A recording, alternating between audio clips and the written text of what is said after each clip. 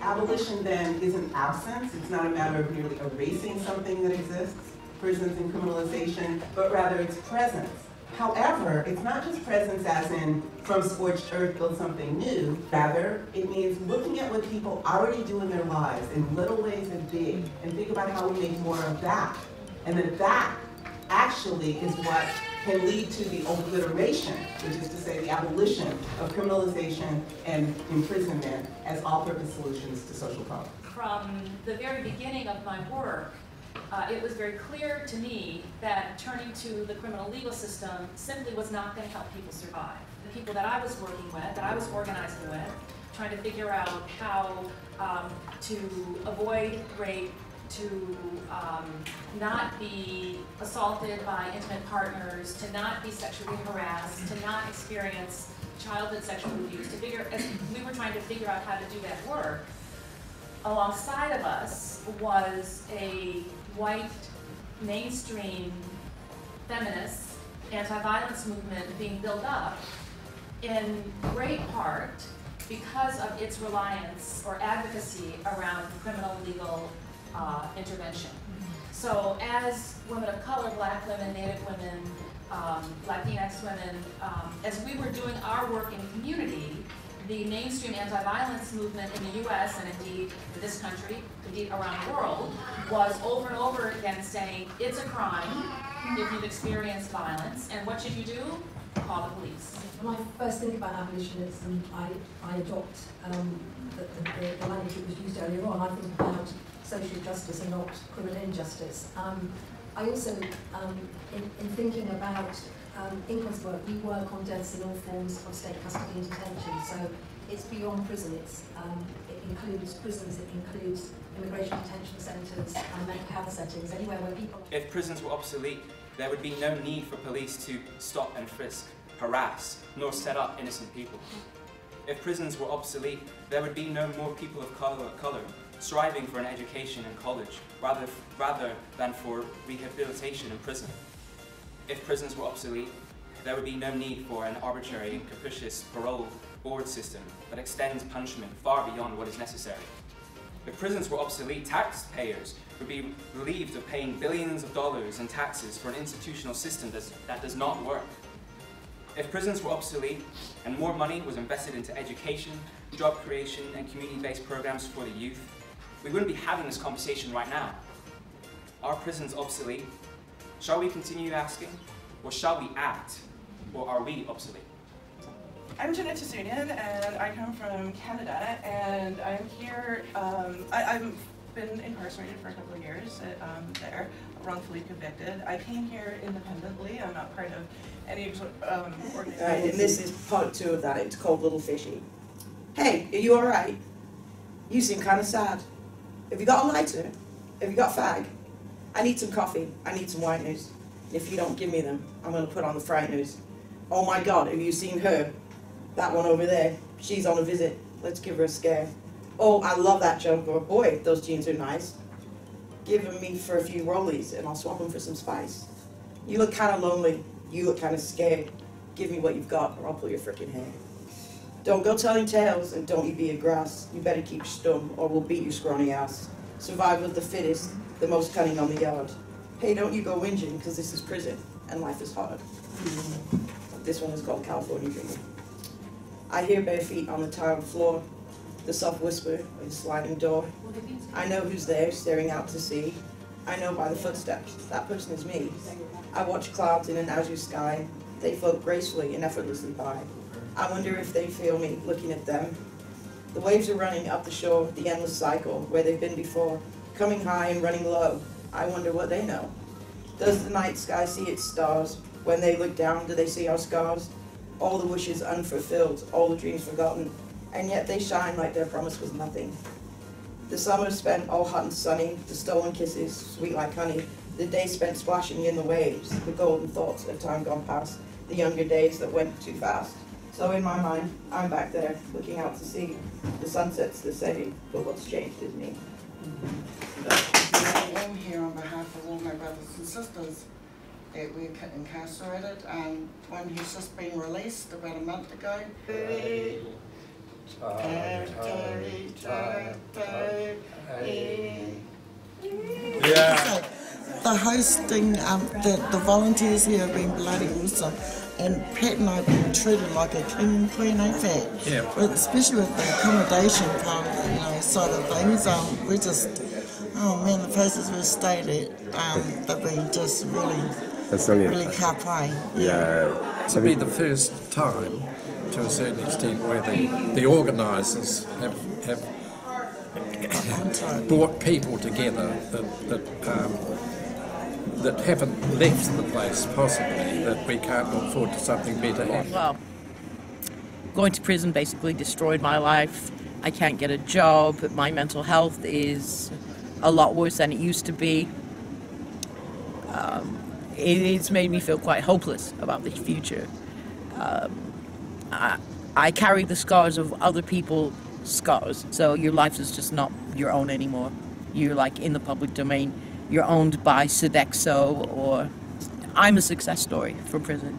There's so many other women that haven't been able to succeed as I have. When you take people's kids off of them, that's no incentive to stop doing something that numbs the pain. Learning about the abolitionist movement and learning about some really interesting stuff, but feeling slightly confused about how this will work in England. It's given me a fire in my belly. I want to do something to maybe help change the system. If I had £1 million, I could help a lot more, but I don't, so all I can help with is my voice. But I was quite inspired by what you said about, peer mentoring, helping everybody, not just the people who are low-level offenders. They want to be part of the community. I think the problem is you take people out of the community, you imprison them, it hurts the community as well as it hurts these people. And if you feel like your community love you and have you back, then you're going to be inspired to do things to be in the community in a positive way. I have a big heart, I have a lot of empathy, and maybe some days when I don't love myself, I can still love other people. I'm going to take my 10 minutes and I'm going to talk a little bit about the spectral politics of the public child. So in my 10 minutes, I want to talk this morning about why challenging the politics of the child is a necessary and key facet of contemporary abolitionist labor. And here, I'm not arguing for a special difference, but rather a deepening of our understanding of carcerality. And the second thing I want to do this morning is talk a little bit about how, offer some examples of how this artifact of the child underscores facets of the carceral state. And the third thing I want to do is offer some suggestions about how abolitionist praxis is moving around the politics of the child. So those are the three things I So why would I say that my anti-carceral feminist practice leads me to focus on abolishing these mandatory life sentences? I'll talk about at least 4 reasons. So first, on the legitimizing of state violence to address interpersonal violence. Harsh sentences for murder and other forms of interpersonal violence are often defended and justified as protecting everyone, but particularly women and children from violence. They have lent legitimacy to particularly harsh sentencing regimes, including all the state violence that comes with them. However, as everyone who survives intimate partner violence, punishment is generally not top of mind. So the second point about who bears the brunt of these sentences. Building on what you heard yesterday from the Indigenous Resistance Panel, in Canada, Indigenous women make up nearly half of all women sentenced to life in recent years. So as we see elsewhere, the brunt of harsh sentencing policies aimed at addressing, thanks to Shauna, violence and murder in particular is felt most harshly by those who are Indigenous and racialized. By listening to and centering lifers, and particularly women lifers, that's the work that I do in feminist abolitionist practice, we can see how the lives of these women and trans, non-binary, two-spirit folks are profoundly shaped and harmed by structural violence, and what Ruth Wilson Gilmore has so aptly described as organized abandonment. To conclude that imprisonment will help. It won't stop the violence, it adds to the violence. Fourth point is what we might be able to achieve by this focus. So I'm currently working with an independent senator in our parliament. They've been encouraging us not to try to include murder in that bill because it might kill the whole thing. By centering the harshest of sentences and those subject to them in our work, we do at least 2 things. We have the potential to alleviate some of the worst harms of incarceration for those doing the longest time. That's one thing. The second thing is we really, I think, reveal the lie of the criminal justice system that it is actually about protecting people from violence and harm. Thank you. So by listening to the unfolding of these protests that occurred at the border of public and carceral space, we identified how anti-carceral feminists used radio, electronic amplification, rhythm and music, and protest noise in multiple ways. So they used sound to support women from inside the prison speaking out about their experiences of confinement, to amplify protest demands, and to facilitate connection and solidarity across prison walls.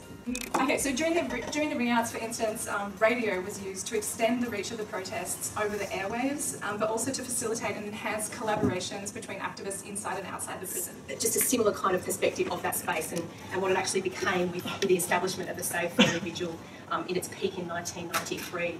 And I just think that it highlights one of the most powerful achievements of that movement. I mean, to build on what Emma said in relation to the use of sound to penetrate carceral boundaries, I also think that this sort of establishment of this community space outside the prison, the achievements of that in terms of changing that landscape and challenging that landscape were really significant in that moment. How we think about heterogendered and racialized practices of confinement, policing, deciding who counts to be fully human, right? So I think absolutely in my own work with comrades organizing scholarly, and I know our title is about organizing scholarly and research and practice, but I think those are all intertwined. But for example, here in Chicago, the expansion of mandated reporting laws, which would essentially require already anybody who has contact with young people as a mandated reporter, report suspected child abuse or neglect, and of course neglect is, essentially poverty, the relationships between those are key. Then you can be fined and up to a year imprisonment in Illinois. But there was an attempt to make everybody a mandated reporter law. Or another example, and I'll lift up the amazing work of my comrade here, Charity Tolliver with Black on Both Sides, the attempt to criminalize co-sleeping, right?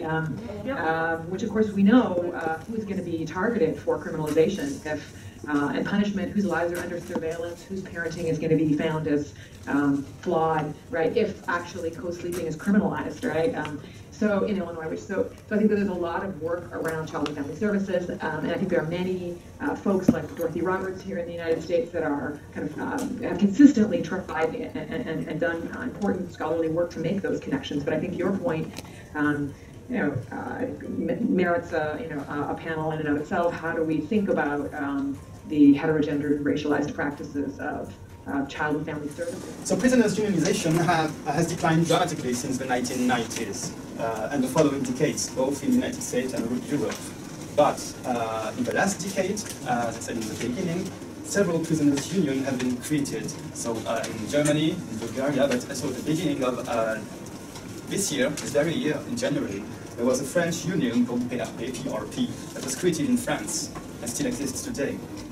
And my second remark would be how the abolitionist movement and prisoners' union may intersect or not is a complex and controversial issue. Despite many unions have embraced an abolitionist perspective, their focus on negotiating with prison authorities has been criticized. The union's capacity to resist institutionalization of enrollment by the prison system has been criticized. At the same time, the union has struggled for formal recognition by prison officials, and it has been a wide topic of strategic debates within the unions and between the unions and other parts of the abolitionist and more prisoner movement. And especially when the latter engage in non-legal form of resistance.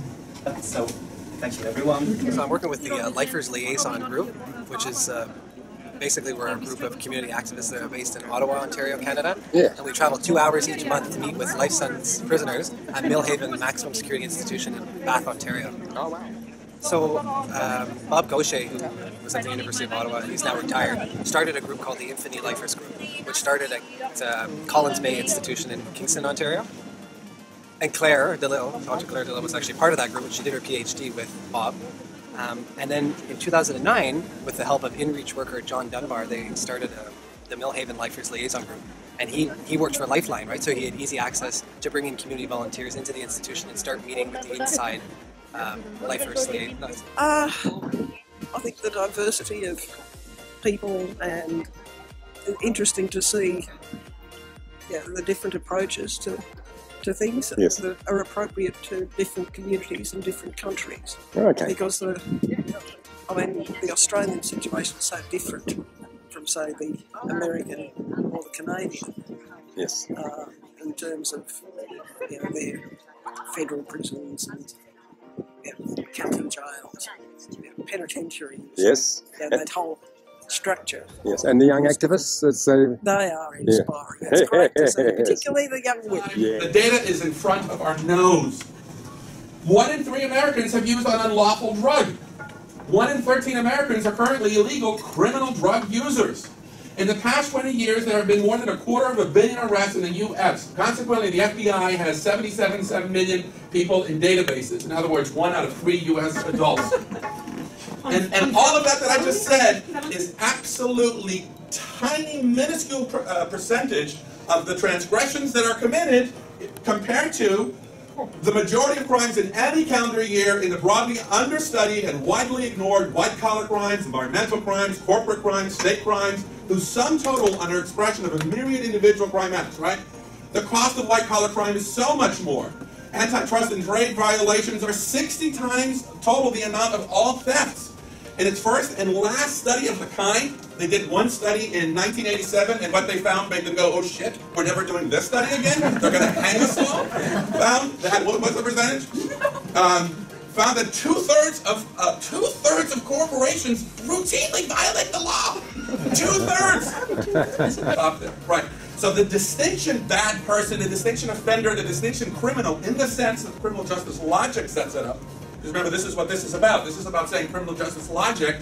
Check it out. You're living in a completely utopian world where you're saying that what you're doing, why you exist, is because you're dealing with these bad people, with these criminals, with these offenders. And then you construct that into, and that's why I have policing, and that's why I have courts, and that's why I have prisons, because I'm protecting you, right? But actually, the foundation of all of this is absolutely, I mean, it just falls away from under your feet. There is, if you want to know who the fucking criminal is, lift up a mirror. The criminal justice logic says that it takes these criminals and it puts them through these institutions of policing, courts, and prisons, and it's managing them. But even if you look at this tiny small number of people that it claims to do this work with, the work that it does for those people is an unbelievable failure. It does not work in any way. Take policing. Okay, hang on a second. If we are correct, which the data shows that we are correct, in making the argument that to transgress, crime, don't use that word, to transgress is to be human, then policing is always, by necessity, only a process of selection, right? So you can't talk about policing as being a justice institution that has any effectiveness in terms of policing the crime that's happening in society. That's an absolute impossibility. And we go on in society with these institutions, and we say, right, the criminal justice logic is, yeah, I know they're not great, yeah, they're a little bit racist, yeah, okay, they're very racist, okay, they're a little bit sexist, okay, they're really sexist, okay, they're classist, okay, but we can fix this, we can reform this, right? That's the logic. Impossible to do, right? And notice how one of these feeds the other, right? Oh, there's a criminal, we'll put them through the system. Oh, the system doesn't work, but it's okay, we're moving forward with it. And the existence of the justice institutions themselves justifies the labeling of criminal and crime, which then feeds back into the justice institutions. And those keep feeding each other, right? Lastly, in terms of the third part of this, of utopian society, you can begin to see how the criminal justice logic has essentially constructed a completely utopian society. It's absolutely utopian to say that we're taking care of justice in our society, that we are creating a public safety program for all this harm that you and I are doing out there. None of this is being covered. So we have constructed a vision of a completely utopian society. So what does penal abolition have to say? Penal abolition says, Lou, wake the fuck up. You're living in La La Land. If you want to know who's in utopia, you're in utopia. And all we're saying is, wake up. Right? Thank you. I believe that golden cage can never be a response to freedom. It can only be the absence of cage altogether. How many people know about the Close Rikers campaign? Okay, so this has been a push, a combination of abolitionist organizers and reformist organizers that have pushed to close Rikers, and the mayor of New York last spring said that he does intend to close Rikers within 10 years. Of course, the devil's in the details. There's talk about building community prisons in the various boroughs. The New York Times ran an editorial called "Imagining a Rikers Island with No Jail," and it's what got me thinking on the stuff I'm talking about today. In what ways are they abolitionists, and what might they offer abolitionist organizers in terms of a potential visual and practical vocabulary for thinking about once Rikers is closed, and lots of other places like Rikers are closed, what can we do to them to kind of instrumentalize them for the abolitionist struggle? But I want to talk about three in particular. Spandau Prison in the former, in the west, and then Moabit Prison, which is also in the west but in the center, and then Hohenschönhausen Prison, which is in the east. And I should say, aside from the fact that I'm living in Berlin, there's reason to look toward the Germans for thinking about how to memorialize the past. They also have a really, a very sober, narrow palette in terms of the range of affects that they want to invite and the range of tools they want to use. So Spandau Prison was a prison that then the Nazis used, and then after the Second World War, Nazi war criminals were kept there up until Rudolf Hess was there all by himself, and then after he died, they destroyed the prison and left no trace. Okay, there's a new Moabit prison, which is about a kilometer to the west of there, but it's right across Havanah, and it's a hybrid. There's a prison wall. It was a hub and spoke prison, and like the grounds have these trenches where the tiers were, and there is also a cell. There's a concrete cell that has a sound installation in it, right? But there's also a playground. But I would think of this model as the remember and reuse. Right, so that you can, it's being brought into a kind of, it has new civic life, people get to use it and live there, but it wears its history, and it's there for those who take interest, and I think if you spent a lot of time there, you would eventually take interest. The last one is in some sense the most kind of archetypal, and you find these all over Europe. Hohenschönhausen Prison, which I think is really interesting to visit. This is, I would think of as like a preserve and bear witness model. So Hohenschönhausen was the Stasi prison. Okay, so it's like if you are if you are a German wrestling with the past, or if you are a tourist who's into Stasi stuff, then you go there and it's preserved exactly as it was, and many tours are given by people who were formerly incarcerated there. First, there's the easy version, in which one can imagine these tools being deployed towards abolitionist ends. The easy version is the one in which the American carceral regime falls, and the regime that takes its place draws its legitimacy from the previous regime's delegitimation around issues of mass criminalization and mass incarceration in particular. Should such a civic death and rebirth take place, the successful use of these technologies at Rikers Island would likely seem as obvious and seamless as they appear at Hohenschönhausen. That is not to imply, right, it'll just be obvious that that's what this kind of memorial looked like. That is not to imply that they will necessarily be done well. And if such a death and rebirth comes to pass, such memorials will be key sites where the nature of the once and future republic is contested. Is it only the Khalif Browders that will be memorialized, or will the Rikers Prison Memorial honor all those who were caged there, both the innocent as well as the guilty? My intention, and I assume the intention of everyone in this room, would be to make sure that it's the latter. The more likely scenario is more difficult and more interesting, and I would also like to think more empowering. In the event that such a civic death and rebirth does not come to pass, and Rikers becomes a prison memorial with the American carceral regime still more or less intact, how can the memorialization of Rikers best be used to push toward an as yet unrealized abolitionist horizon? Is it possible to deploy abolitionist techniques of memorialization so as to dance on the grave of a regime yet unvanquished? That is to say, can an illegitimate regime be memorialized in the future perfect tense? What would this take? How might it feel? How would it be received? What might it be able to affect in the world beyond Rikers Island? Thank you. Abolition to me means the abolition of punishment, not only in terms of the criminal justice system, but in the larger society. But it seems to me that that's not merely a matter of what happens with criminal justice in the criminal justice system. It's also a matter of how heavily we rely on and use punishment and use violence in day-to-day life. I'm thinking that I can find many examples in the United States, starting in the criminal justice system with policing. For example, in terms of disputes between police and citizens in St. Louis, having mediation available for that.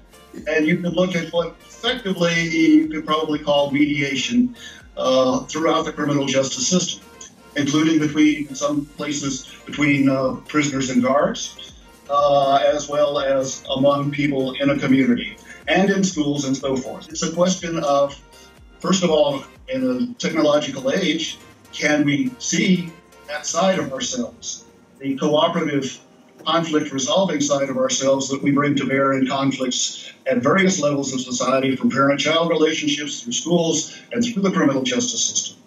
How long will it take for us to see the examples that we already have of what I call peacemaking or conflict resolution rather than punishment, including the criminal justice system? How long will it take for those to proliferate?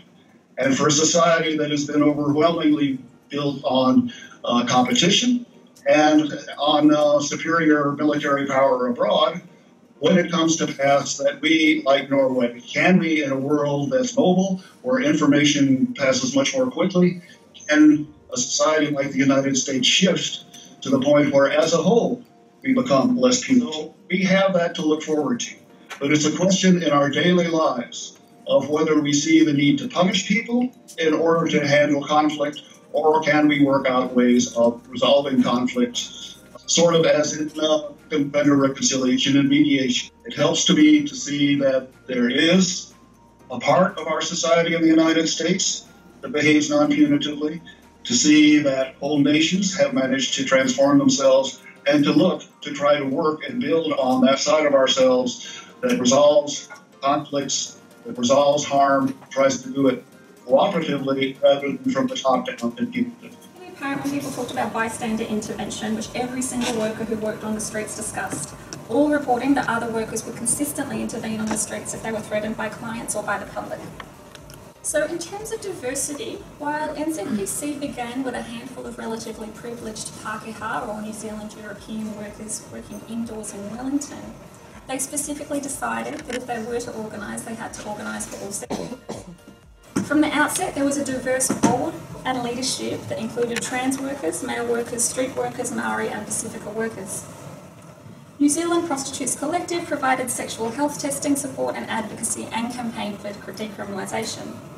They managed to successfully bring together a very diverse group of people for a common cause. This is really important in a context where there is an increasing effort by some groups to present a sanitised version of sex industry, or one Australian participant I spoke to referred to as the gentrification of hooking. This is most readily apparent in repeated assertions that sex workers are not just street working junkies and so on.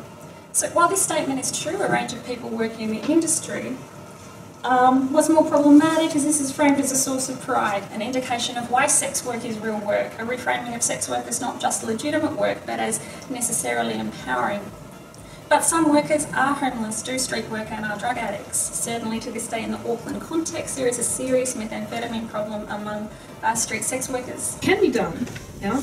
Unfortunately, we're still in a world where the school-to-prison pipeline, we had a panel yesterday about the prison-to-school, prison-to-university pipeline, really important, ban the box, to affirm folks, because we noticed when people had to declare on an application, have you ever been convicted of a felony, there was such a deterrence. That was a real deterrence effect of coming to the SUNY system. But still, there's a whole lot to be worked out. It's very challenging to get past our gatekeepers, the admissions office. But still, one aspect of the school-to-prison pipeline that you may not notice is that in 19 states in the United States, peddling is still legal. It is a legitimate enterprise to hit children if you're a teacher. If you do it at home, the social workers will come and take your child away. But if you're a teacher, you're empowered to do whatever. Yeah, they call it peddling. Yeah? A black young man died being paddled very recently, being hit. He became unconscious and fell. So we know we have 300 studies, criminology, of corporal punishment, and they all have a resounding consensus that corporal punishment doesn't work. It inflicts pain, inflicts trauma, and it inflicts a new cycle of people who will hit vulnerable people in their power. So we must do everything to stop, to be participating in a caring capacity to interrupt of white wealthy parents who coming to the commission, to the TRC, to meet the young men who killed their daughter when she was part of the anti-apartheid struggle as a Fulbright scholar from stand for it, and being ensconced, being really excited, with the struggle and all that, right? And they ask themselves every step of the way, what would Amy want? The parents ask themselves, right? And they just figured Amy wants reconciliation, Amy wants love, right? She was murdered in a very gruesome way. This is no longer about rights, and it seems very strange to say that. What I see the Beale Foundation, Beale parents do, they met with the young men. There were like 5 of them locked up at that time, and said, look, state, we did political crimes, we mistook her for a Boer, we were really angry, they had their reasons to kill her, right? And 2 of them asked the Beale family, adopt us. We want to be your sons. We were the last ones who saw your daughter with open eyes, right? And the family was actually prepared by a US abolitionist, before she met young South Africans. And so, in a way, they became family, right? There was also a process of healing for them involved. And what happened over the next years was that the young men got housing, right? From the Beale family. They got jobs. One of them now, 20 years later, still working in the Beale Foundation. Now has a child who calls Linda Beale her grandmother, right?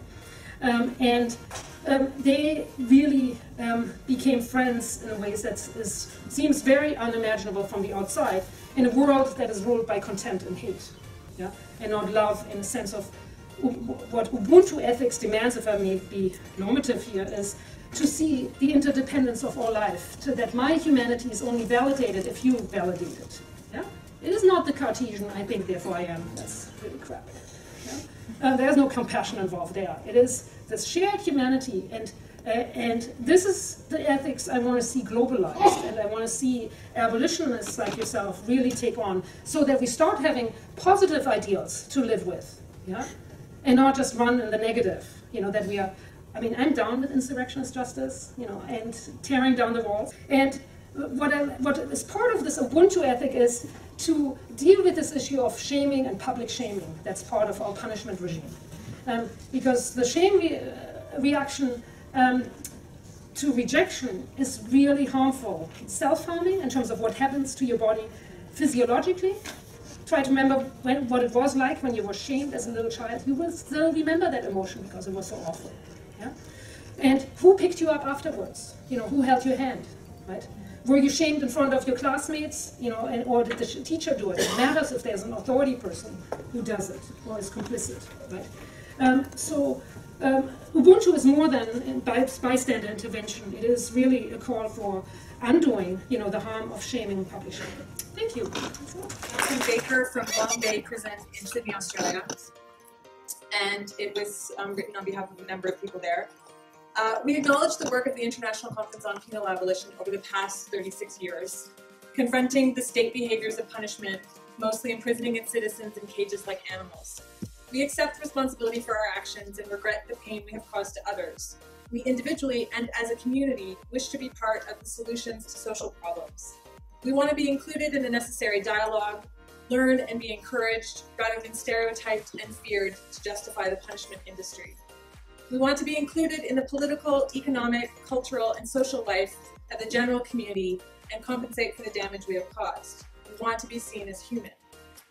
At the moment, we are locked in cells with no job, no chance of education, and being forcibly injected every 2 weeks with medication that makes us feel sick, lose memory, salivate, and forget the words we want to say. It is not fair to denigrate us and then accuse us of being a danger to others. We thank ICOPA for its efforts, feel inspired by your vision, and will do our best to help with the tasks. Our community comprises millions of frustrated people, and we wish to do better and be included. Malcolm Baker, Long Bay Prison. Hearing about the work of critical resistance gave me hope, because to be able to stop the building of a jail is pretty significant. So the fact that they were able to stop the building of a jail in San Francisco is phenomenal. And that's what real abolition work is stopping the prison industrial complex to grow. So I was really enlightened and felt, that was a pretty, well, that's my own personal experience. You use drugs to alleviate the trauma that you've experienced, and then you become criminalised and you go to jail.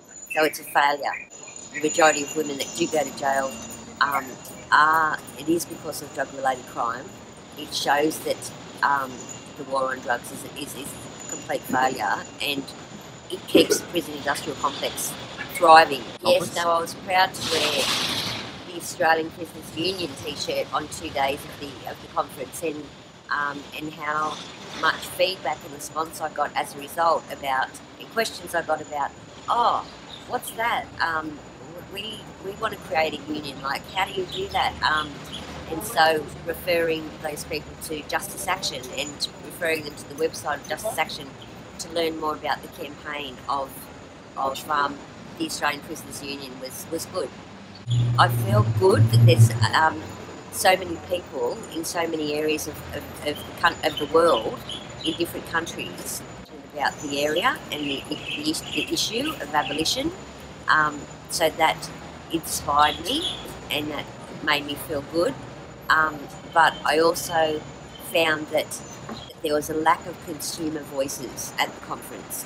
I think there should have been more prisoners, ex-prisoners there. There should have been the university that hosted it should have organised well in advance of the conference to get serving prisoners there that are on community day leave or study leave. So to not have the people there that are affected by the prison industrial complex, prisons themselves, is a real lacking of insight by the organisers.